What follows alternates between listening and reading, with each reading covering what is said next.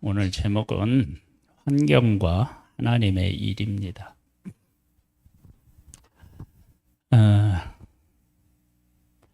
우리는 하나님의 일이 이루어지는 그 환경에 대해서 크게 잘못된 생각들을 가지고 있습니다. 하나님의 일이 거룩하게 이루어지는데 어떤 환경도 하나님의 일이 거룩하게 이루어지는 일을 방해할 수 없습니다. 그런데 우리들은 하나님의 일이 하나님의 일로 이루어지려면 평안한다든지 형통하다든지 이런 생각들을 좀 가지고 있는데 사실은 그렇지 않습니다. 요셉의 생애를 놓고요, 한번 쭉 그런 문제를 한번 생각해 보겠습니다. 하나님께서 아브라함을 선택하셨어요. 그리고 그 아들 이삭을 선택하시고 이삭의 아들 에서와 야곱이 있는데 하나님이 야곱을 선택하셨어요. 자, 보세요. 아브라함, 이삭, 야곱. 지금 3대째예요. 3대째. 우리로 말하면 3대째 예수를 믿는데 그 기간으로 말하면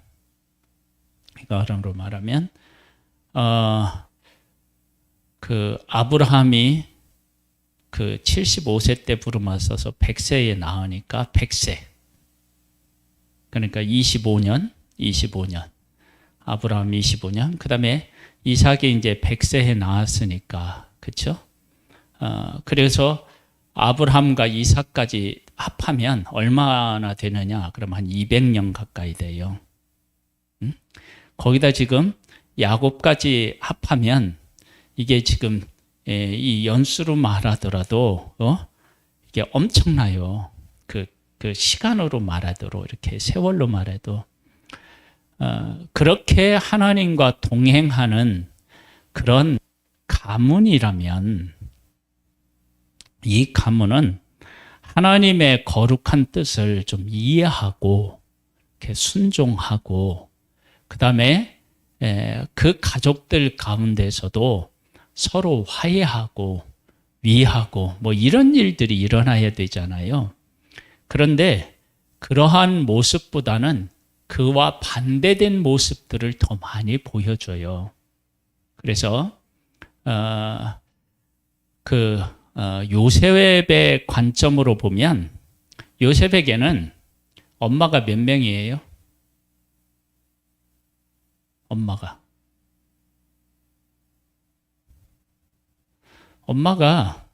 4명이 4명. 물론 2명의 여종에게서 난 사람을 어머니라고 해야 되나 말아야 되느냐 문제가 있지만 어쨌든 형제니까 다 엄마라고 불러야 되지 않겠어요? 그렇죠? 그 엄마라고 부르는데 큰엄마만 몇 명이냐면 3명이에요. 큰엄마만 3명. 그러니까 첫째 큰엄마, 둘째 큰엄마, 셋째 큰엄마. 3명이나 돼요, 엄마가. 그런 곳에서 태어났고요. 그 다음에 아버지가 자기를 편애해요. 자기를 사랑해서 이렇게 채색 옷을 입혀주었는데 그것 때문에 형들이 자기를 또 미워해요. 그러니까 가족끼리 모여도 이게 서로 사랑하고 위하는 것보다는 시기하고 질투하는 그런 모습들을 보여줬다고요. 이 가정이 어떤 가정이냐? 아브라함, 이삭, 야곱 3대째 걸쳐서 하나님을 섬기는 가정에서 이런 일이 일어난 거예요. 그리고 나중에 이제 그 형들이 요셉을 팔아요. 아무리 동생이 미워도 그렇게는 하면 안 되잖아요. 그리고 아버지를 속이잖아요. 짐승이 이 아들을 요셉을 이렇게 잡아서 먹었다. 그렇게 속여서 아버지가 큰 고통을 겪게 돼요. 이게 지금 아브라함, 이삭, 야곱 선택받고 택함을 받은 그런 가문, 3대째 하나님을 섬기는 가문에서 일어난 일이에요. 이 정도면 하나님께서 이 가문을 버리고 다른 가문을 선택할 수도 있을 것 같은 그런 상황이지 않아요? 그런데 하나님께서는 그 가정을 선택하셨어요. 그리고 약속하셨어요. 그리고 요셉이 이제 애굽에 팔려갔는데 그곳에서 하나님과 함께 동행하면서 열심히 자기에게 맡겨진 일을 했더니 가정의 총무가 됐어요. 그러면 이건 참 긍정적으로 봐야 돼요. 그런데 다시 또 어려움이 찾아와요. 요셉에게 보디발의 아내가 자꾸 유혹을 하잖아요. 그래서 그것을 뿌리쳤더니만 도로 누명을 써가지고 감옥에 가는 거예요. 그러면 이런 상황에서 하나님의 뜻이 이루어질 수 있다고 그 누가 생각했겠어요? 만일에 요셉의 생애를 옆에서 지켜보는 누군가가 있다고 한번 생각해 봐요. 그러면 요셉의 그 집은 요셉의 엄마, 큰엄마가 셋, 그렇죠?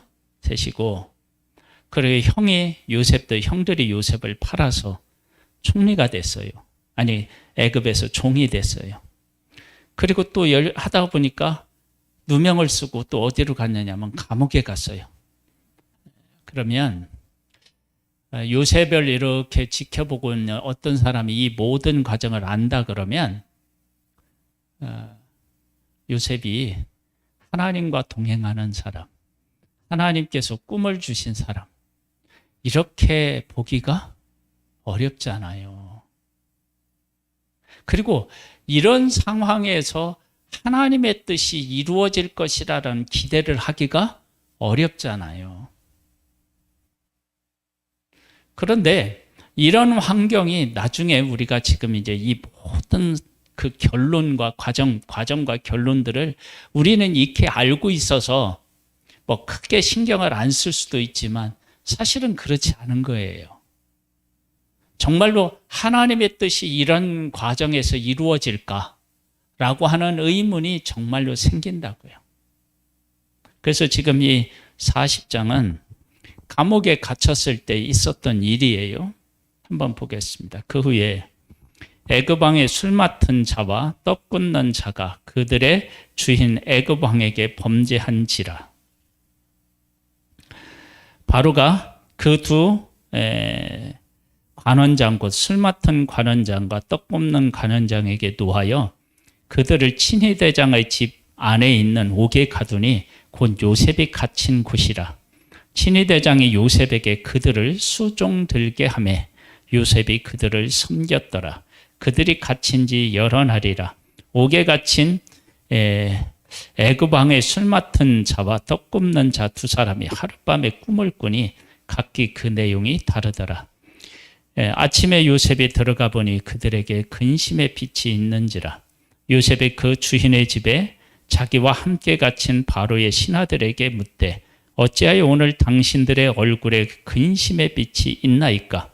그들이 그에게 이르되 우리가 꿈을 꾸었으나 이를 해석할 자가 없도다. 요셉이 그들에게 이르되 해석은 하나님께 있지 아니하니이까 청하건대 내게 이르소서. 술 맡은 관원장이 그의 꿈을 요셉에게 말하여 이르되 내가 꿈에 보니 내 앞에 포도나무가 있는데 그 나무에 세 가지가 있고 싹이 나고 꽃이 피고 포도송이가 익었고 내 손에 바로의 잔에 있기로 내가 포도를 따서 그 집을 바로의 잔에 짜서 그 잔을 바로의 손에 들였노라. 요셉이 그에게 이르되 그 해석에 이러하니 세 가지는 사흘이라. 지금부터 사흘 안에 바로가 당신의 머리를 들고 당신의 전직을 회복시키리니 당신이 그 전에 술 맡은 자가 되었을 때에 하던 것 같이 바로의 잔을 그의 손에 드리게 되리이다. 당신이 잘 되시거든 나를 생각하고 내게 은혜를 베풀어서 내 사정을 바로에게 아리어 이 집에서 나를 건져 주소서. 나는 히브리 땅에서 끌려온 자요 여기서도 옥에 갇힐 일은 행하지 아니하였나이다.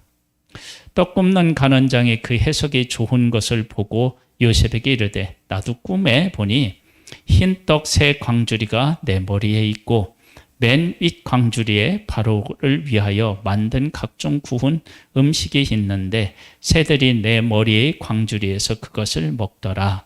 요셉이 대답하여 이르되 그 해석은 이러하니 새 광주리는 사흘이라. 지금부터 사흘 안에 바로가 당신의 머리를 들고 당신을 나무에 달리니 새들이 당신의 고기를 뜯어 먹으리이다 하더니 제3일에 바로의 생일이라. 바로가 그의 모든 신하를 위하여 잔치를 베풀 때에 술 맡은 간원장과 떡 굽는 간원장에게 그의 신하들 중에 머리를 들게 하니라. 바로의 술 맡은 간원장은 전직을 회복하며 그가 잔을 바로의 손에 받들어 드렸고 떡 굽는 간원장은 매달리니 요셉이 그들에게 해석함과 같이 되었으나 술 맡은 관원장이 요셉을 기억하지 못하고 그를 잊었더라. 이 말씀을 또 보면 지금 그 하나님 안에서 요셉에게 일어나야 될 최상의 일은 뭐냐면 술 맡은 관원장이 회복되면 내가 감옥에 있을 때 히브리 노예를 한 명 봤는데 이러한 사연을 이야기했습니다. 뭐 이렇게 얘기를 해서 요셉이 풀려나서 집으로 갔더라. 뭐 이렇게 돼야 은혜롭게 진행되는 것 같은 느낌이 들지 않아요. 근데 그렇지 않고 이 술 맡은 관원장이 요셉을 잊어요. 그러면 지금까지 얘기를 쭉 들어보면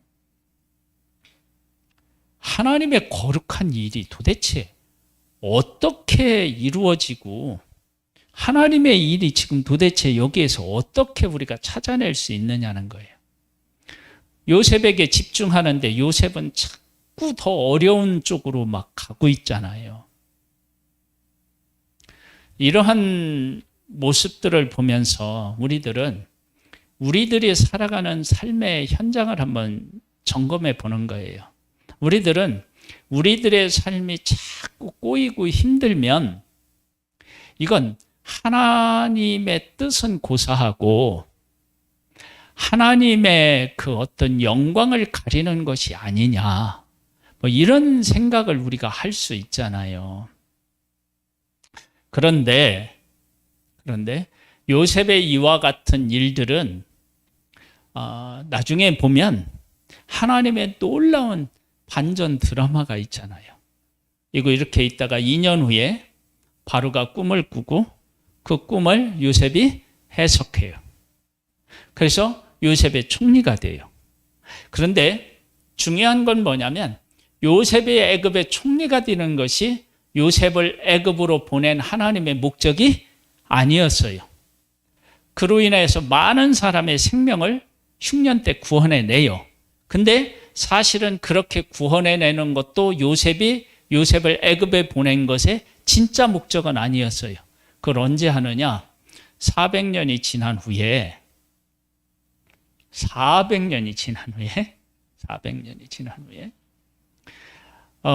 하나님께서 하나님의 백성을 애굽에서 구출해내서 약속의 땅으로 들어보내는 그 과정에 이르러서야 하나님께서 요셉을 왜 애굽으로 보내셨는지 답을 찾는 거예요. 한번 잘 생각해 보세요.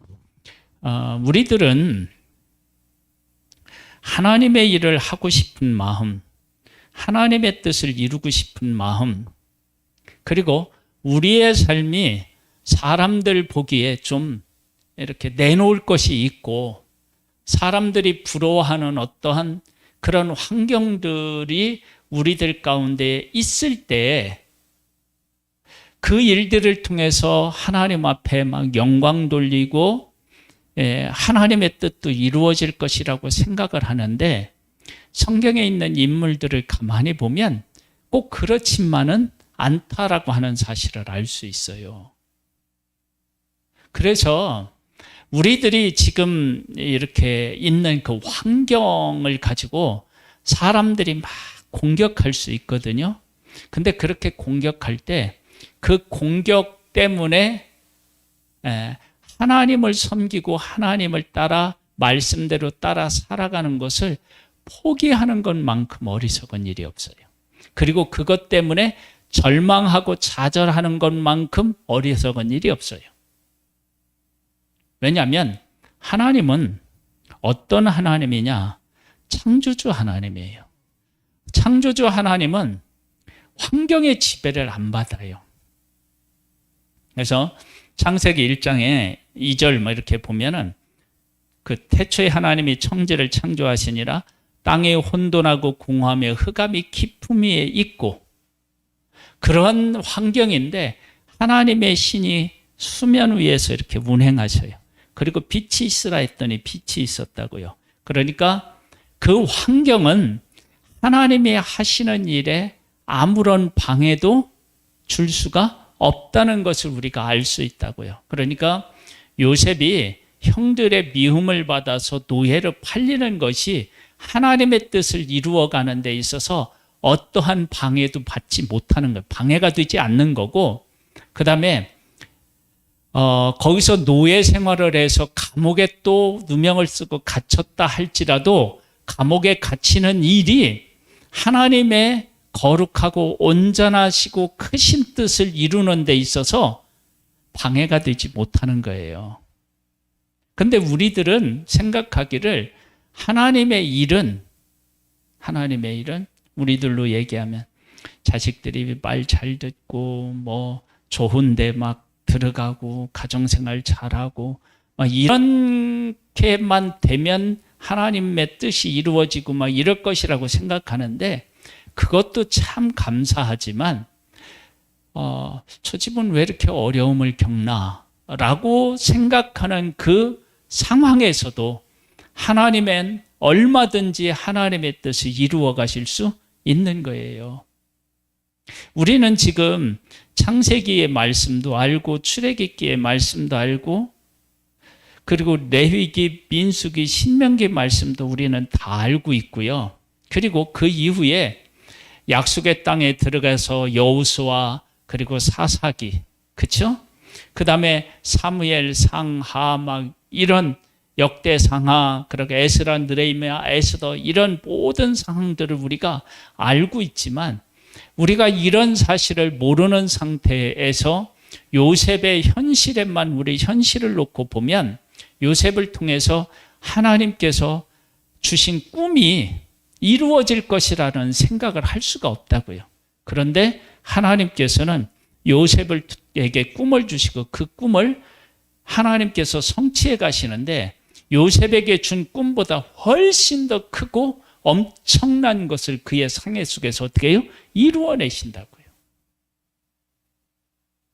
그래서 우리가 하나님을 섬기면서 어떤 사람을 이렇게 놓고 볼 때 그 사람의 삶에 많은 어떤 우여곡절이 있어도 그 사람이 믿음이 하나님을 기쁘시게 못해서 저렇다라고 쉽게 평가내릴 수가 없는 거예요. 왜? 하나님은 그런 과정을 통해서 어떤 상황에서도 하나님은 하나님의 뜻을 이루어 가신다라고 하는 것을 보여주기 위함이라고요. 이런 문제는 우리들이 신앙생활을 하면서 정말 깊이 한번 생각하고 또 생각해야 돼요.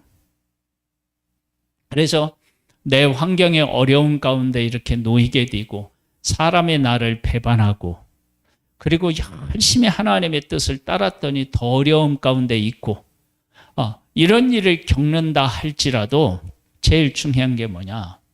요셉은 형들이 미워해서 노예로 팔렸는데 충성을 다해서 보디발에게 인정을 받고 가정 총리가 되었어요. 그리고 누명을 쓰고 감옥에 갔는데 실망하거나 하나님을 섬기는 일을 포기한 게 아니라 거기서 또 열심히 하나님을 믿으면서 사람을 잘 섬겨요. 그랬더니 감옥에서도 감옥을 관리하는 총리가 돼요. 그러니까 환경의 지배를 받지 않고 요셉은 하나님을 섬겼고 또 하나님을 섬기는 것처럼 사람을 또 섬겨요.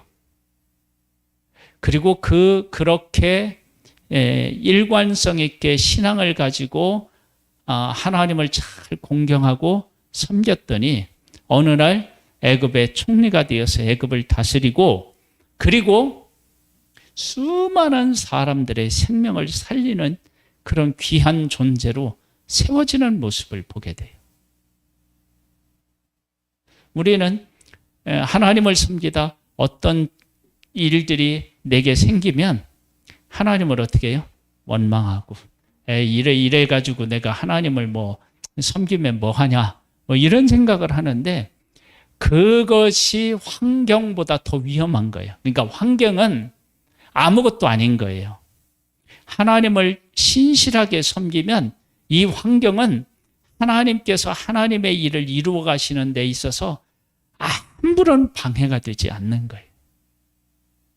그런 사실을 우리가 기억하고 우리가 지금 우리가 처해 있는 이 환경에 대하여서 너무 크게 생각할 게 아니라 지금 그런 환경이지만 얼마나 변함없이 하나님을 사랑하고 하나님을 섬기느냐 이 문제를 더 큰 가치로 보고 그리고 그것이 진짜 우리의 삶을 결정하는 가장 강력한 힘이 된다라고 하는 사실을 우리가 고백하면서 오늘 하루를 승리해야 됩니다. 이것이 지금 우리 믿음의 사람들이 해내야 될 귀한 일이에요. 그래서 지금 막 이렇게 코로나 때문에 여러 가지 어려운 일들을 겪고 막 교회를 공격해요. 그래서 가끔 지금도 교회에서 막 코로나를 발생시킨 것처럼 막 생각하고 항의하는 사람들을 만나거든요.